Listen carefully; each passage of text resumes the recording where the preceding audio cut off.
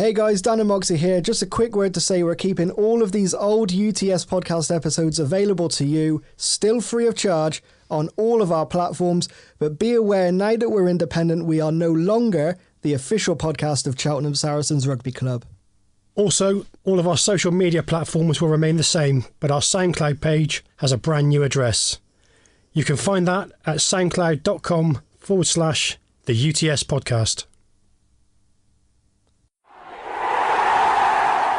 You are listening to UTS, the official podcast of Cheltenham Saracens RFC.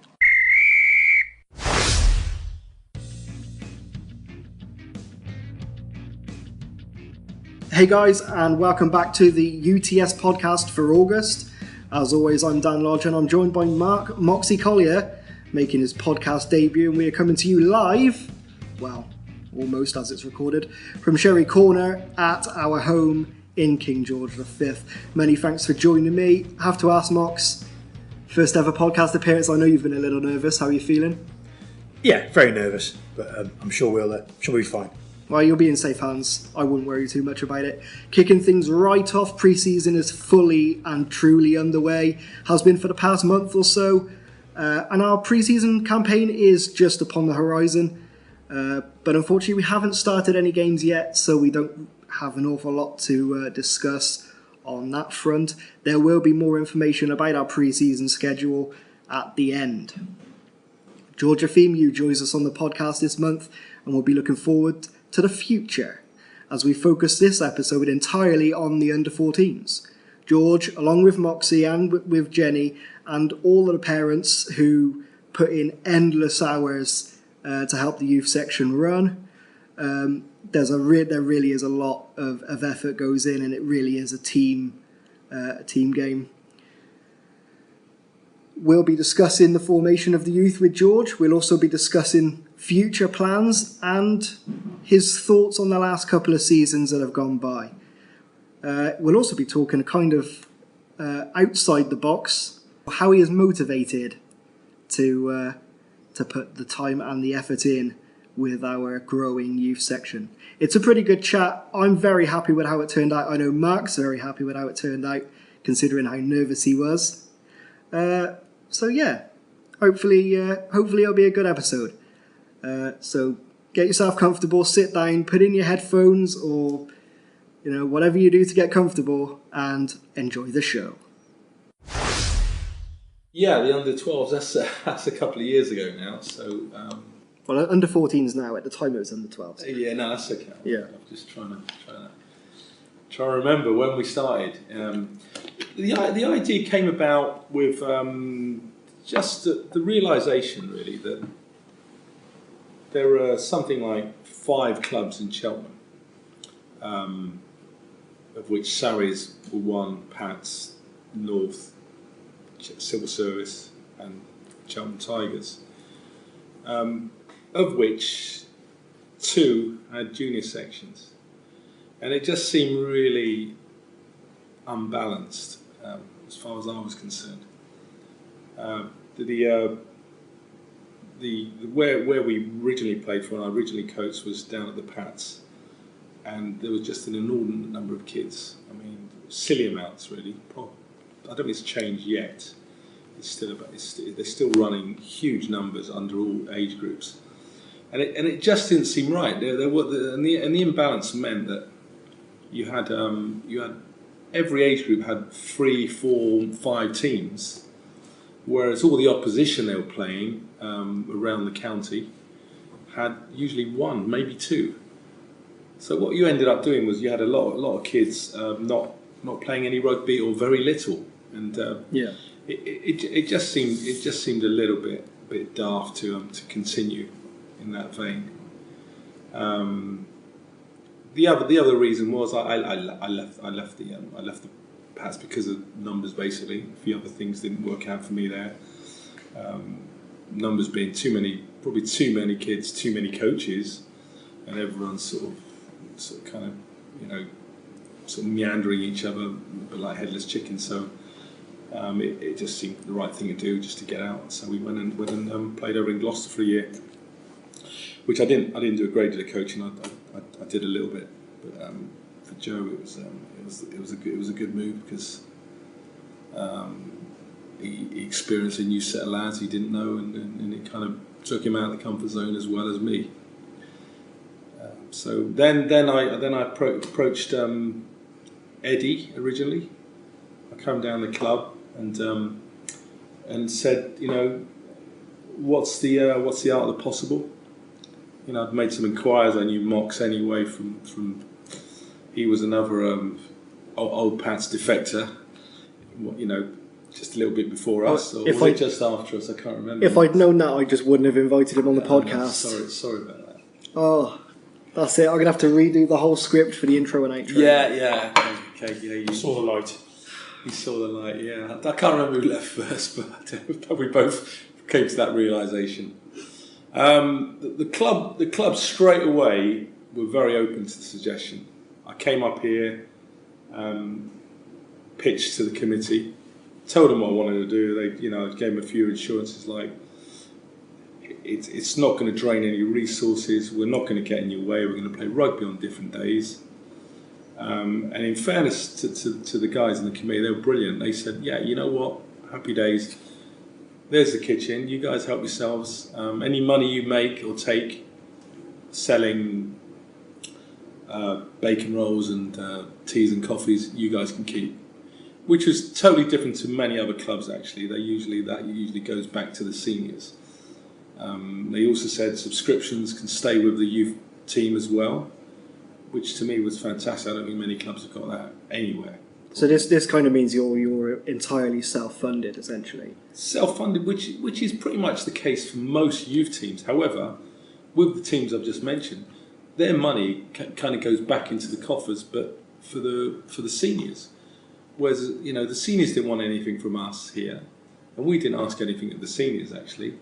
And in fairness, we probably we benefited from the enthusiasm of the club, of the senior, the men's team, because the amount of guys we still get down here watching, who play rugby on a Saturday and then they wander up on a Sunday to see our lads play, is fantastic. Better than any other youth team that I've been involved with actually.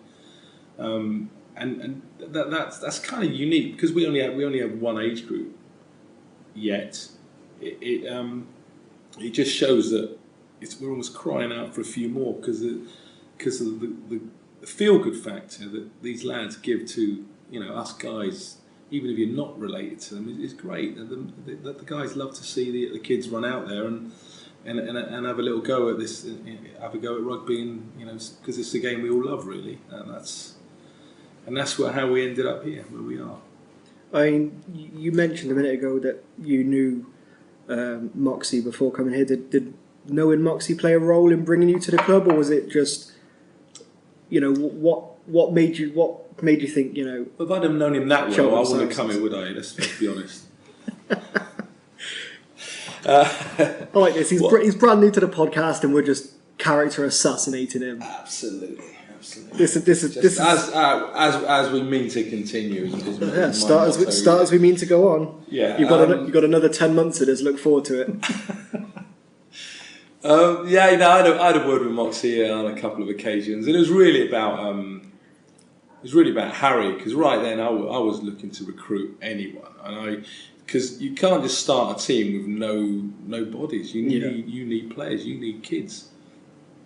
So I was in Moxie's ear straight away, and straight away Moxie came back with basically let's do this, and he got on board very early, and from then it kind of we moved that forward, because the Moxie been more local than me because I come from the other side of town, and admittedly we Posh side. Yeah, the other side of town. Yeah, I wouldn't say posh. But so we needed momentum, and the momentum we had to generate, and that doesn't come naturally. That's you've really got to force the issue right at the beginning, because once you start rolling it gets bigger. It's that snowball kind of analogy. And with Moxie and Harry, and then all the guys from his school and he knew around here, and then lads that we knew that Joe knew from Cheltenham Kings. And then kids from other schools that we kind of heard about us. that's how the thing took off, because without that initial momentum, it would have just fizzled out and it would have died a death. But we managed to pick up kids really early in that first summer.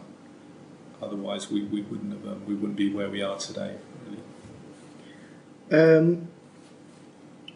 Now we've kind of covered coming up to the club, but what were your expectations coming into that first season? My expectations were very, very modest. I think I expected to lose a lot more than we won, and I didn't expect it to start like hitting the ground running as we did. Because we managed to pick up a few other good players as well. We picked up a couple of lads from Gloucester, Harvey, Noah, and the important thing was that those lads and the other ones we managed to cajole over from the dark side. We hit the ground running because they had experience, and the other kids who'd come along that summer, bless them, had never played rugby before. A lot of them had never touched a rugby ball. So that was our entry level for them. So from August to pretty much end of September, when we had our first match, beginning of October, we had probably a third of the kids who knew which end up with ball was, and the other 2/3 who had no idea. So by getting these kids over from places like Gloucester and Charlton Kings and a few other reprobates we managed to pick up, bless them. All local, local to Cheltenham, but also to Gloucester. We managed to put in a couple of performances based on that, really. I think we also surprised a couple of a few of the teams we played against, and we beat them a couple of times well and a couple of times with really close matches, but. That was that kind of initial start. Again, that in turn generated more momentum. I mean, there was something that Mox kind of brought up earlier on. Was there anything from the first season that was a real standout highlight for you? Standout highlight? Well, the first game of the year, first game we ever played. Yeah, I've got that in my notes actually. I was gonna mention that just in case. Okay, I'll bring it in early. All right, mate. Well, the first game we kicked off to them, Hucklecote. We kicked off to them, and ironically, that's where we got Noah and Harvey from, wasn't it? Yeah, that's the thing. So we thought it was going to be a bit of a grudge match. It was just coincidence, really, because I did the fixtures that season before Jen took over the next year. And I thought, oh crap, they're going to be really, really kind of annoyed at us that we pinched a couple of players. In the end, they were fine. They were actually, they're more enough kids to sort of fill in the slots. But we kicked off, and I've got the newspaper clipping because we did a match report for that one and got to send some pictures into the Echo. And it took us 17 seconds to score our first try. It was literally a drop out. I think Joel dropped it out, Joel Birchmore.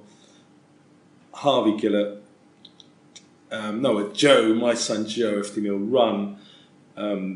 Chard got hold of the ball because it was bobbling around loose. Got brought down, popped it up to Harvey. Harvey scored. It was like 17 seconds. Fantastic. And I got the video as well, and I just saw it out on my laptop, and I did play it, and it was fantastic. It was really, really good to watch. So that was the high we began on. Any standout moments for you, Marks? And you can't say the Hucklecote game because that's already been said. I'll take that one. I think possibly actually in that game, wasn't so much scoring after 17 seconds, but I remember Hucklecote took the ball through midfield, and one of our lads, who's actually a year young, Sam Said, he absolutely nailed this lad. And the gasp from the sidelines was just massive, because nobody could believe that somebody that young could put in a hit as big as that in the first ever game they've ever played. And it was just that to me stood out more so perhaps than scoring after 17 seconds or even winning our first ever game. It was just unbelievable. I mean, did either of you really think it would take off as well as it did? I mean, the response from the kids. I think we had 22 players sign up probably around that period, so we thought, crikey, that's some results. Because at that age group, it's only 13 a side, isn't it? So essentially, you've got like 9 substitutes. Yeah. Well, you never have all the players available at any one given Sunday. No, I didn't think it would take off that well. I thought it'd take its time to build. Yeah. Maybe a season or two. Yeah, and I thought we'd struggle with the results, and then obviously people might lose focus and interest, as you do if you're continually losing. But yeah, we just hit the ground running. Hit the ground running, and it just carried on, and we won the next game and the next game. I think we won probably 4 or 5 games in a row, and no one could really believe it because, like George says, only a third of the boys had actually played a game of rugby before. Well, do you think maybe just having those kind of modest expectations took the pressure off the kids a little bit? Because if you know you've got a good group of lads and you're expecting to go in and shock a few teams and that kind of thing, do you think that pressure would have maybe put them off a little bit, or? I don't know if it would have put them off. I think confidence breeds success. So I don't think they were ever confident. Certain kids were confident, certain kids weren't. I don't really know. I mean, remember, at that age, you've got 1 or 2 or 3 good players, which I think we probably had 4 good players who could fit in most teams at that point. If you've got that many, that's good enough to win a match. Very few teams have the whole set across from like 1 to 13, 1 to 15, 1 to 13 as it was then. So they might have 3 or 4 good players as well, and we managed to get 3 or 4. I mean, I say good then. I think knew what they were doing. Who'd played before. Who'd put some time in match time. I mean, we experienced that throughout the whole of last season, really. We go to different teams, and they'd have one player that stood out, and it seemed that all they did was give the ball to that player, and they just ran through everyone, or they were the player that that would make all the tackles, and it was just it was strange to see, because the development that we were trying to put to our boys to try and bring everyone on and not have just one person to shine. Unfortunately, these teams were still beating us. Yeah, they were beating us. A couple of teams beat us with one player. I mean, there's one lad in particular that Mox and me are thinking about, as we played him 3 times that last year. And the ball was given to him, and the rest of them were very average, and he was very good. Yeah, and we couldn't live with it. However, the way we coached the lads was to play as a team. Don't just give it to our best 1, 2, 3 players. We never ever taught that. We never ever advocated that, because at the end of the day, that's part of the course at U grade rugby. You get the one big lad, the one fast lad, sometimes the same person, and they can run rings. They can run straight through a team. They can run round them. However, that catches up, and that's not a good way. That's not a good way to set your stall out. You really want to be thinking long term. Bring up everyone. But you must play to your weakest player, not your strongest. Definitely. You don't just rely on one player. And that's really what the guys did with Pross and Logie and Buster. With these guys, it was almost, we didn't even say it. We didn't ever have a meeting and say, look, let's coach like this. It was almost just naturally evolved. It was the ethic we went into this with. And it was, I don't know, it's Sari's ethic, it's my ethic, it's rugby's ethic, but the guys all were on board anyway, because that's the way they saw the game and how it should be played. We don't believe in success. In fact, we sometimes, I think we're sometimes a little bit more disappointed with a success where we had one player score all the tries, as opposed to games we'd lost narrowly, but boys had put put heart and soul, put their bodies on the line. They were the great games, you know, when you see a team effort. So winning and losing weren't actually that important. No. Remember Mox, we always told them that win or lose, it doesn't matter. Just make sure you leave nothing out there. All about the performance and the effort. Yeah. I mean, you touched on last season, a number of teams beat you with just one player. Is there anything specifically from last season that really stood out? I mean, you touched on a few of the group efforts. Any highlights from last season? Well, we came into we had a ding dong battle with one team, Richards. We beat them in the first game we ever played them, and that was that run, that spell right at the beginning, probably in November, the first time we ever played. We played them the first game back after New Year, I remember, and they absolutely dicked us. We didn't get near the ball. They ran in 6-7 tries. Subsequently, we drew them in the County Cup next year, so that was last year, under 13s, and we thought we were coming into that game. It was the first game of the County Cup, and the 2 or 3 games before that we played pretty badly. We'd lost confidence. We weren't tackling. Defence line was all over the place. It was even more than 2 or 3, wasn't it? Yeah, we struggled. We struggled that season. We probably from first game I think we did it right. Then after that we came in really below par. We didn't start the season like we ended the year before. We had Richards. I remember it up here. It was blowing on the second team pitch. Yeah, on the second team pitch, blowing a hoolie. It was horizontal rain, wind. Boys were crying. It was freezing cold, January, and we said, "Come on, let's just." We didn't even have a warm up. We took them out of the dressing room straight out. We whistled when we kicked off. Best rugby we've probably seen. Some of the best rugby we've seen our lads play. They literally took them apart. We went into the first half 17-0 up. They came back with one try in the second half, and usually what had happened to us is we'd done that a lot. We'd gone in ahead, and then they'd come back and basically run away with it, overtaking us. That game, we held on. They scored a try, and then we didn't give them the ball again. Yeah, we literally pummeled them. 24 points to 5, wasn't it? In the end, I think that was the score.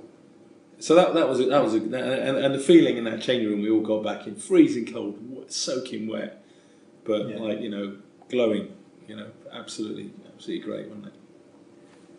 Anything for you, Mox? Anything stand out from last season? Again, that stands out. Apart from that, I think the game we played against Drybrook up here in the quarter-final of the plate, the County Cup plate, that was a really close fought game. It was literally end to end. It was like a game of basketball. You score, we'll score, you score, we'll score. Unfortunately, we lost by I think it was 1 or 2 points right at the end. The last play of the game, they managed to score to beat us. But our gameplay and our team that day was amazing. I spoke to a couple of the seniors after, and they just couldn't believe how well we played. Obviously, giving Drybrook a lot of credit as well, but it was just a great game of rugby. I mean, their club has come on leaps and bounds, especially. I mean, their youth team, from what I've heard personally, have always been pretty strong. Their seniors have come on leaps and bounds. Their last couple of seasons they've pushed, got themselves a couple of promotions, and fair play to them. But if you can't beat those sides, you certainly want to be able to put in a performance where there's no shame in the defeat. And I don't know if it's unfortunate or fortunate, but they actually went on to win that competition. Yeah, especially we were the better team that day. Yeah, they had one lad who scored all the points. So it was one of them games, but we like Mox said, it was the last play. Right at the end, a little bit controversially, but I wasn't going to bring that up. We're not going to. Yeah, one of those things. But it was fair play to them. God, you can almost taste the sour grapes in the room. Yeah. No, there's no sour grapes. No, right. It's okay. I know their coach, fairly well. Anyway. It's just a shame that one team had to lose that game. It was a great game to watch.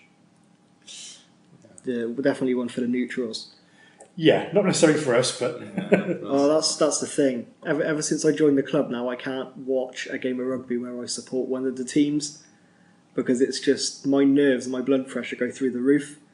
Like, if it's like teams that I, don't particularly have much care for, like Exeter Chiefs and London Irish or something like that, I can sit there and I can watch that. I can watch those games all day.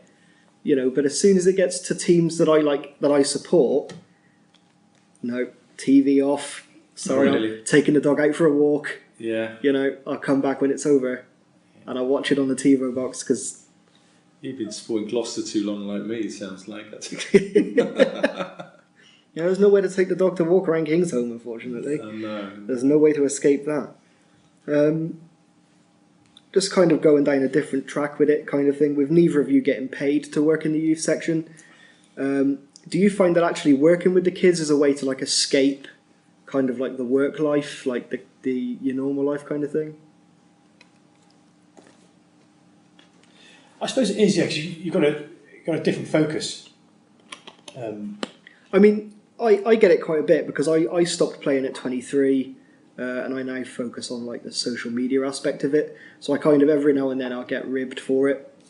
But like, I find now that I don't play, I like try and contribute in other ways. Stuff like, doing this podcast, doing the Twitter, organising the sevens. And that kind of, especially when I was at college and when I was working full time, that kind of helped me. Like, that was a bit of an escape from the work and an escape from the college work. I mean, do you get that with working with the kids, or is it just? I don't escape. I think sometimes you get more stressed out. No, you know what? It's I don't know. I almost do it. I'll put it this way: me and Mox kind of haven't got a choice. All right, me, Mox, maybe, and Buster. We do it. We got kids at this age. However, we got two blokes out there who put their own time into it. Their kids have long since fled the nest, Logie and Pros, and you got to look at them really for the unpaid and the non-emotional attachment to the, well, I say non-emotional, non-relative attachment to the team. Well, we've got kids and we're doing it for them, and we're also actually doing it. I mean, I do it for the game as well. I mean, it sounds a bit flouncy, but I love the game. It's my game, and I just want this to succeed regardless. Those guys, they put time and effort as much as we do on the training pitch on match days, home and away, and they care, and that's sort of really warms the heart actually, because you won't get many clubs that do that. You still get a lot of dads running around after the kids, but we got a couple of great coaches there, and also lucky to have Buster as well. But I don't even see it as a job. I just see it as a pastime.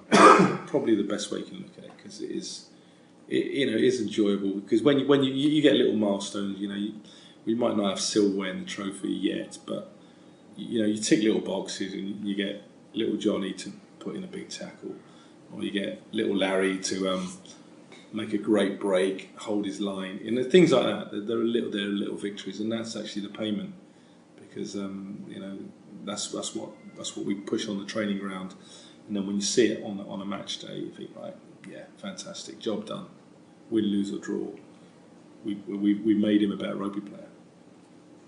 Fair enough. Was there anything you wanted to ask, Mox?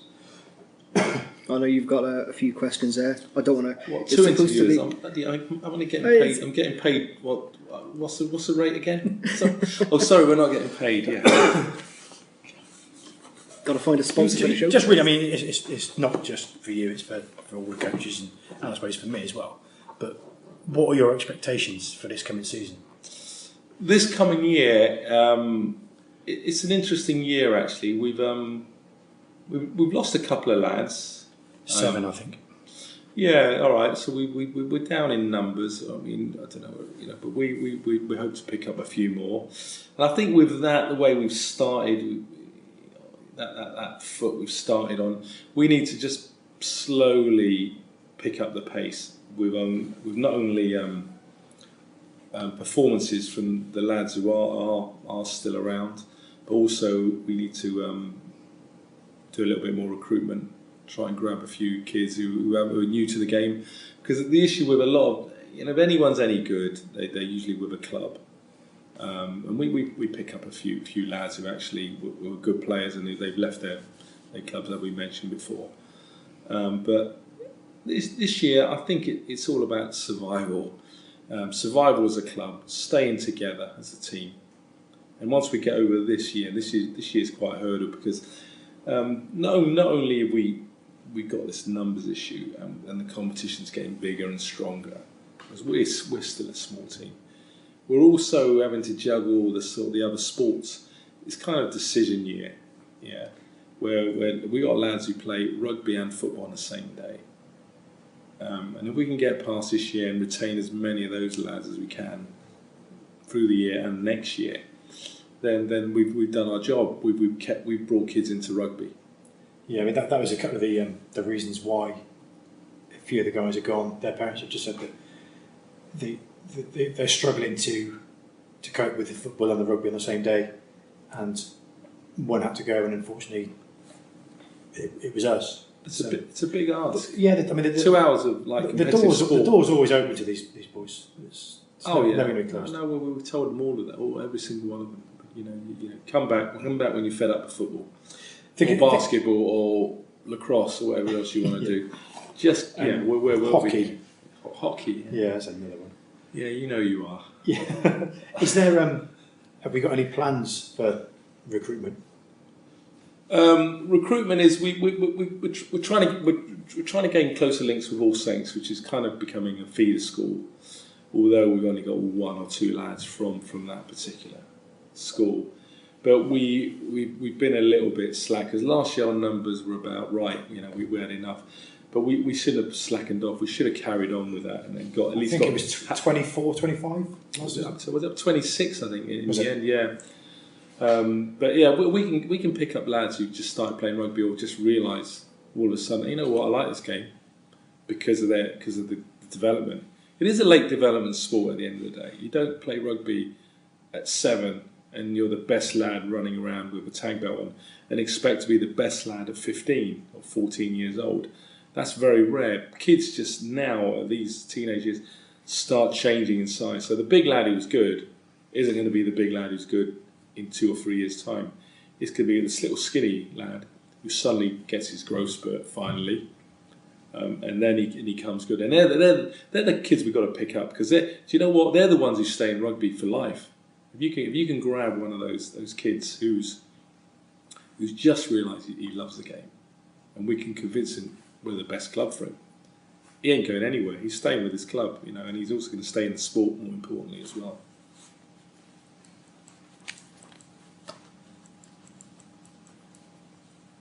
I put out a few things on Facebook and Twitter and all that sort. Do you? I can't say I've noticed.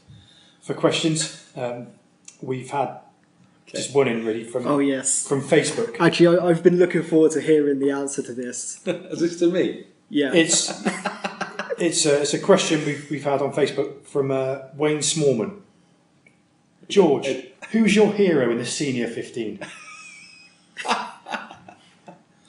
On record.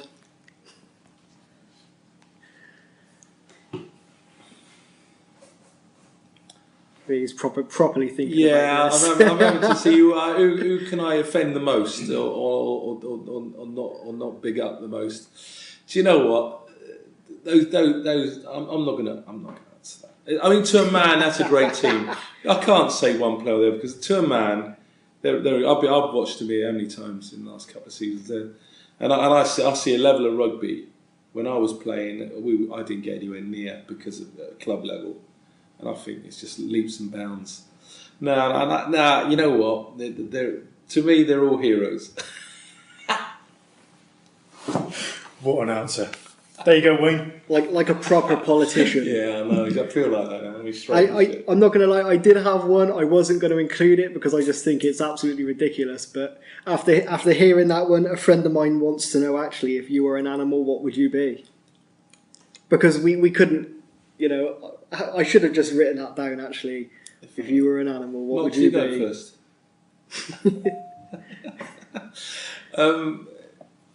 Can I pick Mox's?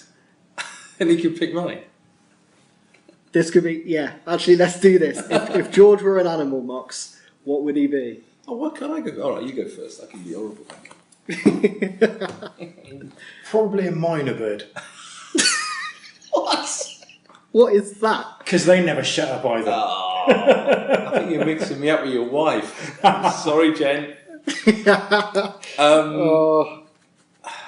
And that's the last episode of the podcast. yeah, that was it. Well, I'm going to pick not an animal, but a creature. All right. This is going to be fun. This is, and you had to be on tour to see this. But Mox had. Remember the first rule at all? Yeah. No, no one's going to listen to this, surely. Mox had greened himself up. The mask. Yeah, but he looked more like Shrek. For at least 3 days later, because the paint wouldn't wash off. It wouldn't come off. Shrek. If you're going to admit to anything like that on the podcast, that's probably one of the best that I think I can imagine. He painted himself up in green face paint and then couldn't wash it off.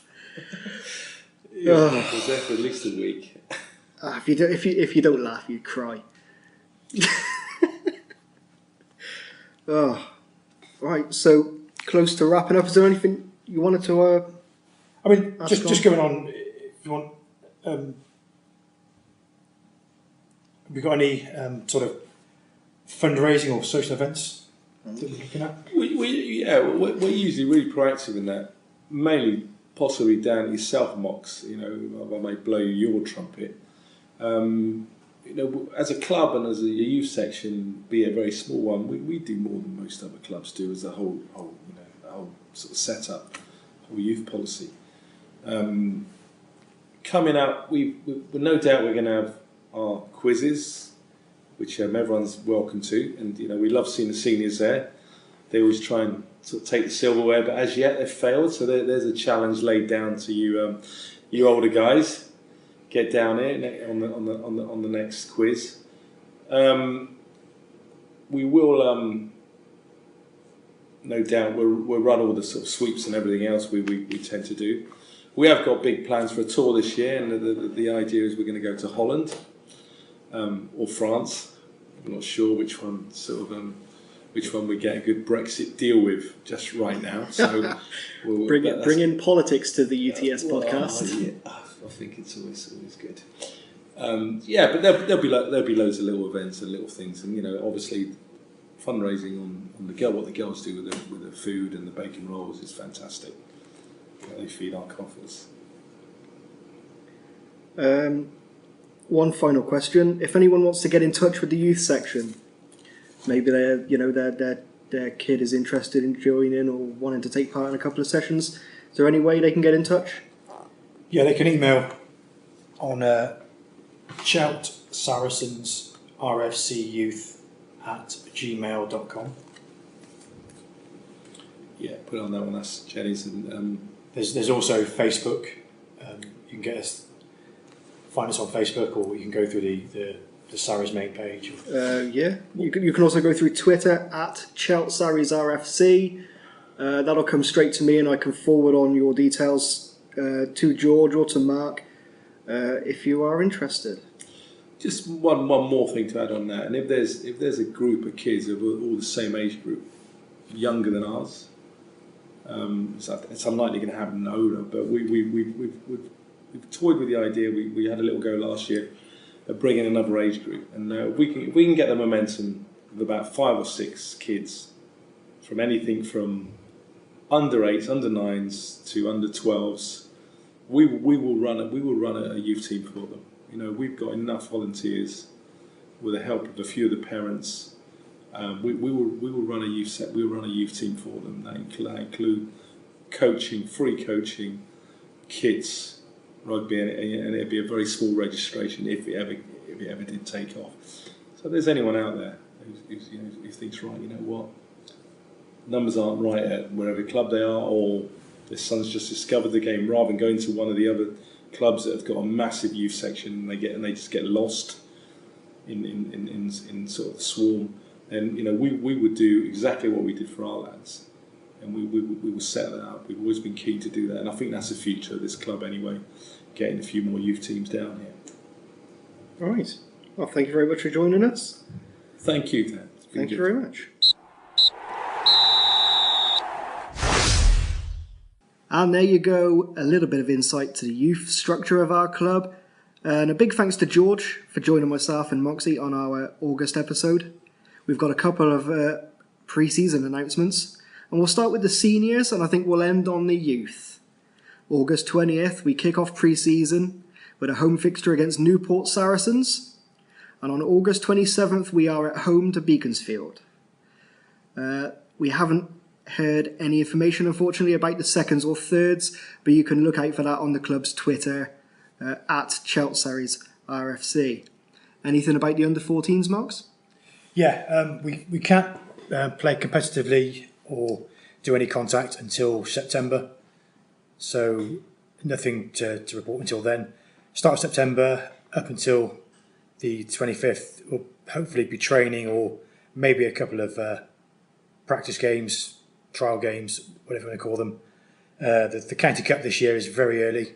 Starts on the 25th of September. We don't know who's in our group yet, so obviously we'll let everyone know when that comes about. Well, that's it. That's time to wrap things up. Once again, a big thanks to George for coming on. And also a big thanks to Kevin McLeod of Incompetech.com for our background music, Motherload. And we're using that under the Creative Commons License 3.0. Anyone you want to thank, Mox? Yeah, again, want to thank George for obviously all he's done for the youth and for tonight. I want to thank Jenny, my wife, for putting up with me and putting up with me. Also, Dawn, Helen, Buster, Pross, Lodgy, Jason for the first aid, Steve Eccles for videoing and photography, Trevor, Steve, Maker, and all the parents really for giving it their time to help in any way they can, whether it's in the kitchen, putting out flags, post protectors, cones, making cakes, whatever you do, it's brilliant. Thank you all. And one last, Coops. I think we should thank him. He's doing a lot of refereeing for us. As always, if you want to get in touch with the podcast, you can get in touch with us by emailing utspodcast@gmail.com. We're always open for new sponsors and supporters, so if you or somebody you know owns a local business and wants to advertise cheaply, get in touch with us at utspodcast@gmail.com and set the header as advertising. You can also get in touch with our youth setup, George and Moxie, with Jenny as well, who does a fantastic job at Chelt Saracens RFC Youth @gmail.com.